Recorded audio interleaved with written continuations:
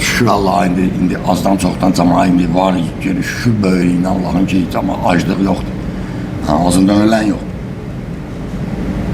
Anam danışırdı, indi mənə Allah'a and olsun deyib, aclıq vaxtı, o gündə belə çörək verdilər, hər adamın payına, uşağın da payına. Qurana and olsun deyib, mən gördüm deyib, evlərinə yaxın bir belə bir şey, tini dönüb, gəlməlidir də evə.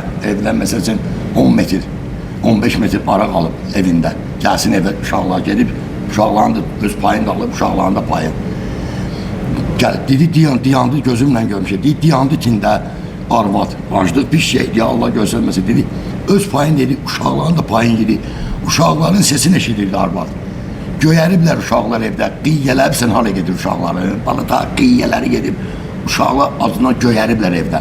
Ana dedi, aclıq bir şeydir ya, və hər kəsin mən olsam, mən olsam, Allah göstərməsin.